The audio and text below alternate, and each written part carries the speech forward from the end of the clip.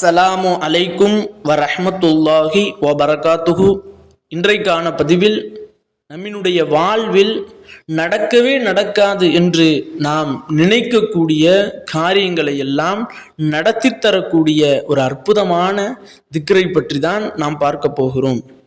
அல்ஹம்துலில்லாஹ், இந்த ஒரு திக்ர் எந்த அளவிற்கு ஒரு சக்தி மிகுந்ததென்றால், நம்மினுடைய வாழ்வில் நமக்கென்று ஏதாவது ஒரு ஆசை இருக்கும்.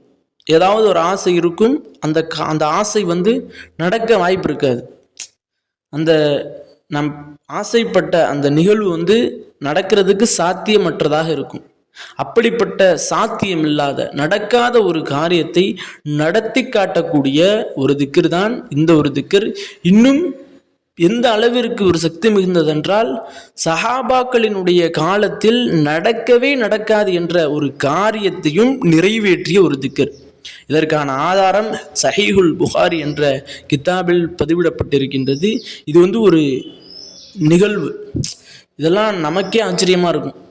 இதெல்லாம் எப்படி நடந்துச்சு அப்படின்னு மிகப்பெரிய ஒரு அதிசயத்தை நமக்குள்ள ஏற்படுத்தக்கூடிய ஒரு நிகழ்வு.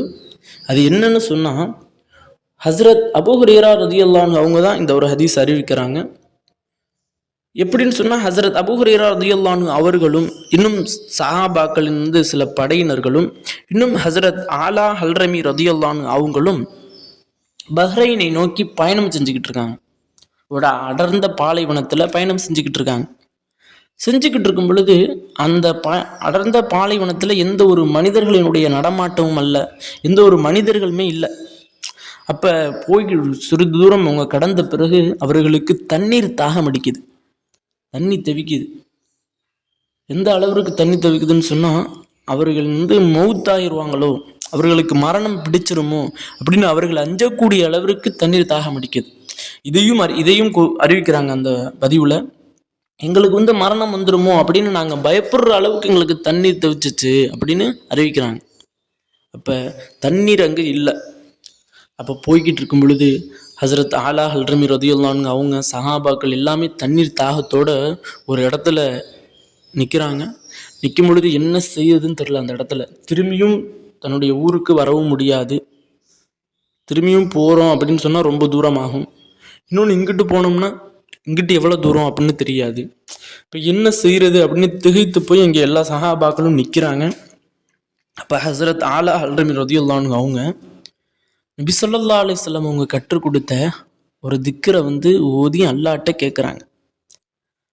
அவர்கள் கேட்ட உடனேயே அல்லாஹ் தஆலா மழையை பொழிய செஞ்சிடறான். மழை வந்துடுது. அப்போ அந்த மழையில் நாங்கள் தண்ணீரை குடிச்சுக்கிட்டோம், தண்ணீரை எடுத்துக்கொண்டோம். எடுத்துட்டு அங்கிருந்து புறப்பட்டு ஒரு ஆழமான கடலினுடைய தீவை நாங்கள் அடைஞ்சோம். அப்போ அங்கிருந்து எப்படி பயணம் செய்கிறது அப்படின்னு தெரில. இங்கே தான் ஒரு முக்கியமான விஷயம். அங்கிருந்து எப்படி அவர்களுக்கு பயணம் செய்யறதுன்னு தெரில. ஏன்னா கடலுக்குள்ளே போனோம் அப்படின்னு சொன்னால் போகவும் முடியாது. ஏன்னா அங்கே எவ்வளோ படகும் அல்ல, அங்கே படகோட்டியும் அல்ல, ஒரு கப்பலும் அல்ல, எதுவுமே இல்லை. குதிரையும் இருக்காங்க, அப்புறம் வீரர்கள், குதிரை, அப்புறம் சஹாபாக்கள். இவங்க எப்படி கடலுக்குள்ளே போகிறது? நீச்சல் அடிச்சும் போக முடியாது, குதிரைகளையும் பயணிக்க செய்ய முடியாது. இது ஒரு நடக்காத காரியம், ஒரு முடியாத காரியம். இந்த காரியம் தான் இங்கே நடந்துச்சு. அப்போ ஹஸ்ரத் ஆலா ஹல்ரமி ரலியல்லாஹு அன்ஹு அவங்க சஹாபாக்கள் எல்லாம் கடலினுடைய ஆரம்பத்தில், கடலினுடைய எல்லையில் நின்றுக்கிட்டு என்ன செய்யறதுன்னு தெரியாமல் நின்றுக்கிட்டு இருக்காங்க. அப்பொழுது ஹல்ரத் ஆலா ஹல்ரமி ரலியல்லாஹு அன்ஹு அவங்க இந்த ஒரு திக்ரை ஓதி நஃபீல் தொழுது விட்டு இந்த ஒரு திக்ரை ஓதி அல்லாஹ்ட்ட கேட்குறாங்க. அல்லாஹ்ட்ட கேட்ட உடனே சஹாபாக்கள்கிட்ட கட்டளையிடுறாங்க, நீங்கள் குதிரையில் பயணம் செய்யுங்க, கடலுக்குள்ளே போங்க, கடலுக்குள்ளே பயணம் செய்யுங்க அப்படின்னு சொல்கிறாங்க. கடலுக்குள்ளே பயணம் செய்கிறாங்க சஹாபாக்களும். இன்னும் அந்த ஆலா ஹல்ரமி ரலியல்லாஹு அன்ஹு அவங்களும் பயணம் செய்கிறாங்க. அப்போ ஒரு சாதாரண குதிரை எப்படி பாலைவனத்தில் ஒரு தரையில் ஒரு மண் ரோட்டில் எப்படி பயணம் செய்யுமோ அதே மாதிரி நாங்கள் கடலுக்குள்ளே பயணம் செய்தோம். அப்போ எங்களினுடைய அந்த தீவை எங்களினுடைய பகுதியை நாங்கள் அடைஞ்சு விட்டோம் அப்படின்னு சொல்லி இந்த ஹதீஸை முடிச்சிடுறாங்க.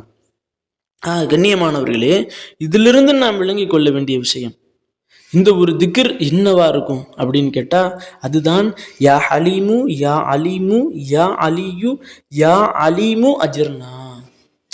இந்த ஒரு திக்ரு எந்த அளவிற்கு ஒரு ஒரு வாழ்க்கையை வந்து மாற்றிய ஒரு திக்ர் பாருங்க. இதெல்லாம் நடக்காத காரியத்தை நடத்தி காட்டிய ஒரு திக்ர். இதெல்லாம் கடலுக்குள்ளே போகிறதெல்லாம் ஒரு சாதாரண விஷயமா, ஆனால் அந்த காரியத்தையும் நடத்தி காட்டிய திக்ர்.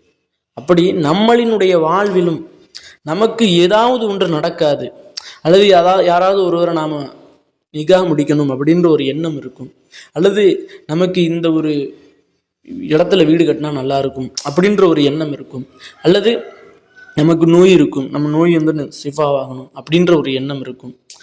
இது போன்ற நமக்குன்னு நிறைய நினைப்புகள், நிறைய தேவைகள், நிறைய ஆசைகள் இருக்கும். அதெல்லாம் நம்மளினுடைய வாழ்வில் வந்து நடக்கவே நடக்காது.